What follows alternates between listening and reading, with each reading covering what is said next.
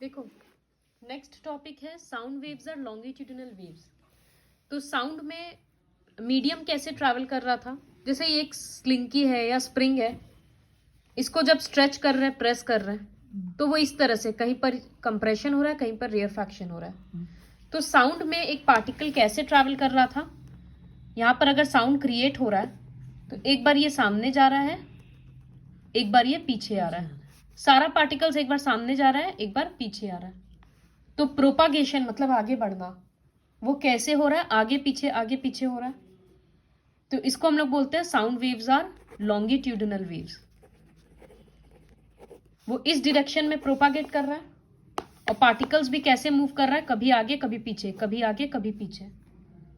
तनी, तो direction of propagation जिस तरफ रहता है, पार्टिकल्स का मूवमेंट भी उससे पैरेलल रहता है, तो उसको बोलते हैं लॉन्गिट्यूडिनल वेव्स। दीदी मतलब दीदी लेकिन लाइन अंशिका इस तरफ साउंड जा रहा है, पार्टिकल्स भी इसी तरफ वाइब्रेट कर रहा है। तो when particles move parallel to the direction of propagation, जिस तरफ आगे बढ़ रहा है उसे पैरेलली अगर मूव करता है तो उसको बोलते हैं लॉन्गिट्यूडिनल वेव्स। इसका अपोजिट होता है ट्रांसवर्स वेव्स। लाइट अगर इस तरफ जा रहा है, ठीक है, इधर से हम टॉर्च दिखाए, लाइट इधर आ रहा है, लेकिन जो लाइट का पार्टिकल्स है ना, वो इस तरह से मूव कर रहा है, एक बार ऊपर एक बार नीचे, एक बार ऊपर एक बार नीचे। तो डायरेक्शन ऑफ प्रोपागेशन ये है, लेकिन पार्टिकल्स ऊपर नीचे मूव कर रहा है परपेंडिकुलर वे में, तो इसको बोलते हैं ट्रांसवर्स वेव्स। ये है लाइट वेव्स। ग्राफिकली दिखाएंगे तो ऐसे दिखेगा। तो why is sound called a longitudinal wave? Because the particles move to and fro to the direction of propagation, but in light waves the particles move perpendicular to the direction of propagation, therefore they are called transverse waves. ये terms learn करना ही पड़ेगा। दूसरा एक term है mechanical. तो हम लोग पढ़ चुके ना कि साउंड को ट्रैवल करने के लिए एक मीडियम चाहिए, या तो सॉलिड, लिक्विड या गैस। तो जिसको एक मीडियम चाहिए होता है ट्रैवल करने के लिए, उसको बोला जाता है मैकेनिकल वेव्स। लाइट को नहीं चाहिए तो वो मैकेनिकल नहीं है। ये तीन टर्म इससे आएगा। इसके बाद का जो टॉपिक है characteristic of a sound wave, ये तुम लोगों का ऑलरेडी पढ़ा हुआ है क्लास 8 में। तो फ्रीक्वेंसी मतलब क्या होता है, इतना आता होगा तुम लोगों को। एक सेकंड में कितना वाइब्रेशन होता है, कितना वो करता है, ऑक्सीलेट करता है। और एक ही बात है दोनों में। तो number of vibrations in 1 second. एक सेकेंड में जितना ज्यादा बार वाइब्रेट करेगा उतना ज्यादा फ्रीक्वेंसी होगा। इसका एसआई यूनिट क्या होता है? हर्ट्ज। हर्ट्ज, HERTZ लिखते हैं उसको 8Z से। तीसरा इसका एक चीज होता है pitch, high pitch, low pitch. जैसे किसी किसी का आवाज होता है ना एकदम पतला है, तो उसका मतलब श्रिल वॉइस, जैसे गर्ल्स का होता है, इसका मतलब फ्रीक्वेंसी ज्यादा है तो आवाज पतला है। और मेन का आवाज, बॉयज का आवाज थोड़ा हैवी होता है, उसका लो पिच है। फ्रीक्वेंसी कम है तो आवाज थोड़ा सा भारी है। समझ में आया? तो अगर ग्राफ दिखाएंगे, हम 2 ग्राफ ड्रॉ कर रहे हैं साउंड का, बोलेंगे which one is a graph for high pitch?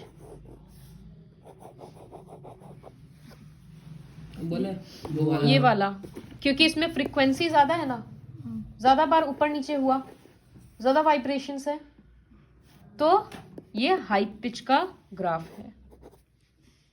Frequency ज्यादा मतलब पिच ज्यादा। तो फ्रीक्वेंसी से हम लोग एक उसका डेफिनेशन देखे, उसका एसआई यूनिट देखे, और उसकी वजह से साउंड का एक कैरेक्टरिस्टिक देखे, पिच। अगर ज्यादा पिच होगा तो फिर लो पिच, मतलब अगर लो पिच होगा तो ज्यादा फ्रीक्वेंसी, कम फ्रीक्वेंसी नहीं है, फ्रीक्वेंसी ज्यादा तो पिच हाई। ग्राफ में एक चीज और बताना भूल गए, जैसे हम लोग कंप्रेशन और रेयरफैक्शन देखे ना, जब पार्टिकल्स एकदम पास पास है तो कंप्रेशन, फिर थोड़ा स्प्रेड आउट हो जाता है तो रेयरफैक्शन, फिर पास पास में कंप्रेशन, फिर रेयरफैक्शन। तो उसको ग्राफ में इस तरह से दिखाते हैं। तो ये पोजीशन है ना मैक्सिमम डेंसिटी, इसको बोलते हैं क्रेस्ट, और ये है लो डेंसिटी, इसको बोलते हैं ट्रफ। फिर ये क्रेस्ट, फिर ये ट्रफ। समझ आया? ये एक क्रेस्ट और एक ट्रफ तो एक वेव होता है। हाँ, तो जैसे हम लोग इतना समझ में आया क्रेस्ट और ट्रफ। जैसे हम लोग पेंडुलम में ऑसिलेशन कब बोलते हैं? एक बार यहां से यहां जाएगा, टू एंड फ्रो मूवमेंट। तो उसी तरह से वन वेव किसको बोलते हैं, या मतलब वन कंप्लीट वाइब्रेशन यहां से यहां, डिस्टेंस बिटवीन टू क्रेस्ट्स या डिस्टेंस बिटवीन टू ट्रफ्स। देखो ये इस फोटो में और भी क्लियर है।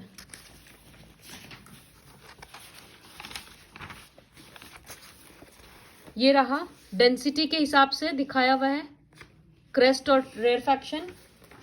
फिर उसी के बदले, क्रेस्ट के बदले ऊपर में है, और रेयरफैक्शन जहां पर है वहां पर एकदम ग्राफ नीचे चला गया। फिर कंप्रेशन है, ग्राफ ऊपर आ गया। फिर रेयरफैक्शन है, ग्राफ एकदम नीचे चला गया। समझ आया? हाँ दीदी। तो यही ग्राफ है, डेंसिटी है, डेंसिटी या प्रेशर का ग्राफ है। तो इसमें से भी कुछ कुछ टर्म्स है, जैसे एक होता है वेव लेंथ, जिसको हम लोग डिनोट करते हैं इस साइन से। इस साइन को बोलते हैं लैम्डा। तो ये होता है wave length. So what is a wave length?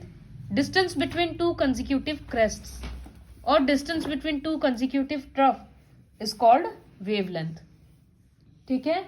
दूसरा एक टर्म है एम्पलीट्यूड।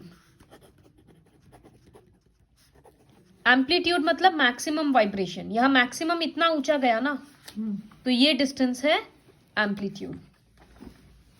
देखो वो ग्राफ में लिखा हुआ है ए से। हाँ दीदी। हाँ दीदी। ठीक है। और इधर ग्राफ में लैम्डा भी दिखाया हुआ है, डिस्टेंस बिटवीन, हाँ, wave length, distance between two crests या टू ट्रफ्स। तो हम लोग बहुत सारा नया टर्म्स देखे अभी तक में। एक फ्रीक्वेंसी तो नया नहीं था, पिच देखे, high pitch, low pitch, wavelength देखे, एम्पलीट्यूड देखे, क्रेस्ट और ट्रफ। इसके बाद है टाइम पीरियड। टाइम पीरियड क्या होता है? Time taken to complete one vibration. Sound travel to one नहीं, एक वाइब्रेशन को कंप्लीट होने में कितना टाइम लगेगा, उसको बोलते हैं टाइम पीरियड। इसका यूनिट होगा, टाइम है तो ऐसा यूनिट सेकेंड्स होगा। तो हम बोल सकते हैं, सपोज हम एक मैथमेटिकली अगर फॉर्मूला दिखा रहे हैं, सपोज 50 वाइब्रेशंस में टाइम लग रहा था 10 सेकेंड्स का, तो वन वाइब्रेशन में कितना टाइम लगेगा? 0.2 10/50 लगेगा ना। 50 क्यों किया? 50 वाइब्रेशंस में 10 सेकेंड लग रहा है, तो वन का आंसर निकालने के लिए हम लोग डिवाइड करते हैं ना। तो 10 डिवाइडेड बाई 50, 10/50। 0.2 तो इसका मतलब हम लोग लिख सकते हैं वन वाइब्रेशन के टाइम को, ठीक है, इसको सॉल्व नहीं करने का जरूरत है। 1/5 आया, तो ये 50 वाइब्रेशंस नीचे चला गया ना, और टाइम वन वाइब्रेशन का ऊपर है। तो इसका मतलब time period and frequency are inversely proportional to each other. V equals to 1/T formula होता है। Frequency equals to 1 time period. बात करती रहना है। ज्यादा कहाँ मिल जाएगा। हाँ, समझ आया? तो ये एक रिलेशन लर्न करना है। फिर देखो जैसे यहाँ पर लिखा हुआ है कि एक वायलिन और एक फ्लूट दो अलग अलग इंस्ट्रूमेंट है, दोनों से सपोज सेम फ्रीक्वेंसी का साउंड प्रोड्यूस कर रहे हैं, लेकिन फिर भी दोनों का आवाज कान में अलग अलग समझ आ जाएगा। दोनों का ग्राफ एकदम सेम है, लेकिन फिर भी आवाज हम लोगों को अलग लगेगा, क्योंकि साउंड का एक क्वालिटी होता है जिसको बोलते हैं टिम्बर। वो हर लोगों का या हर ऑब्जेक्ट का अलग अलग होता है। इसी वजह से हम लोग सबका आवाज समझ जाते हैं, क्योंकि सबके गले का क्वालिटी अलग अलग है। तो उसी तरह से सारे इंस्ट्रूमेंट्स का क्वालिटी अलग अलग है। फिर ये अलग अलग ग्राफ दिया हुआ है, जैसे ये ग्राफ है लो पिच का। तो तुम लोगों को ये याद रखना है, पिच मतलब फ्रीक्वेंसी। इसमें फ्रीक्वेंसी कम है ना, कम वाइब्रेशंस है, तो इसी वजह से ये लो पिच है। नीचे वाला में बहुत सारा डिस्टर्बेंस है, बहुत सारा फ्रीक्वेंसी है, तो हाई पिच है। सेकंड फोटो में ये दोनों ग्राफ में क्या डिफरेंस है बताओ तो। दीदी वो कहाँ ध्यान ज्यादा है? है इसमें, एम्पलीट्यूड ज्यादा है इसका, इसका हाँ। एम्पलीट्यूड यहाँ पर ऊपर में जितना ये नहीं गया है उससे ज्यादा ये इतना ऊंचा यहाँ गया है, तो ऊंचाई का मतलब हम लोग एम्पलीट्यूड ले रहे थे, तो सेकंड साउंड का एम्पलीट्यूड ज्यादा है, इसका मतलब सेकंड वाला साउंड ज्यादा लाउड होगा। ठीक है, अगर हम लोग धीरे से मार रहे हैं तो वाइब्रेशन कम हुआ इसलिए आवाज धीरे आया, जोर से मार रहे हैं तो ज्यादा वाइब्रेशन होगा तो ज्यादा आवाज आएगा। तो जितना ज्यादा एम्पलीट्यूड उतना ज्यादा लाउड साउंड होता है। तो what does amplitude determines? Amplitude determines loudness of a sound. जैसे फ्रीक्वेंसी डिटरमाइंस पिच, वैसे ही amplitude determines loudness of the sound. ये सारा चीज यहाँ पर बहुत सारा लिखा हुआ है जो अब तुम लोगों को पढ़ने का जरूरत है। नेक्स्ट इसका जो भी फॉर्मूला वगैरह है वो नेक्स्ट क्लास में डिस्कस करेंगे।